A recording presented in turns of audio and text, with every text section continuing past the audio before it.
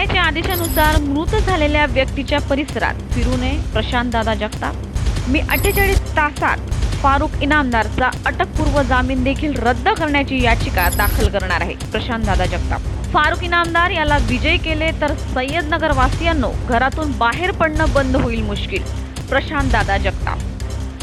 जामीन बळकावणाऱ्या खून करणाऱ्यांना मतदान करू नका प्रशांतदादा जगताप यांचे आवाहन।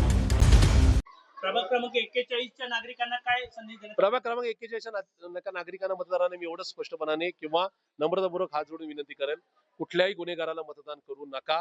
निवडणूक ही तुमच्या घरी जे चांगल्या पद्धतीने पाणी देऊ शकतात, रस्ते देऊ शकतात, दहशतमुक्त वातावरण ठेवू शकतात, त्याच्यासाठी जी निवडणूक आहे।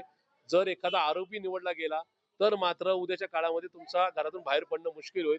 त्याच्यामुळे ज्यांनी जमिनी बळकावल्या असतील, ज्यांनी खून केले असतील किंवा कोणासाठी आत्महत्येसाठी कोणाला प्रवृत्त केला असेल, काही कुरिअर मिळालेली आहे, त्या सादिक कपूरला न्याय मिळावा ही माझी भूमिका होती, आहे आणि उद्या सुद्धा राहील। मुळात मला जी माहिती त्याप्रमाणे फारुख इनामदार या व्यक्तीचा जामीन फक्त आणि फक्त 2 ते 3 दिवसासाठी प्रचार करण्यासाठी मुभा या गोष्टीवर मिळालेला आहे।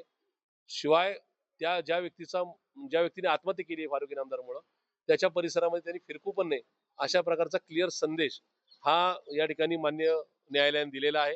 त्याचं उल्लंघन जर झालं, मला किंवा सादिक कपूरच्या कुटुंबियांना अशा प्रकारची कुठली धमकी द्यायचा त्यांनी प्रयत्न केला तर मात्र उद्या हायकोर्टामध्ये पुढच्या 48 तासामध्ये माझ्याकडून एक याचिका दाखल होईल आणि त्याच्यामध्ये त्यांचा इंटरियम जामीन सुद्धा कॅन्सल व्हावा ही माननीय मी न्यायालयाला विनंती करेन।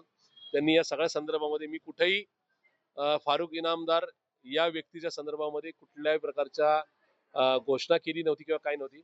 माझं एक कर्तव्य होतं की सादिक कपूर नावाच्या व्यक्तीने आत्महत्या करण्यापूर्वी प्रशांत जगताप एक विचारावर आधारित संघर्षाच्या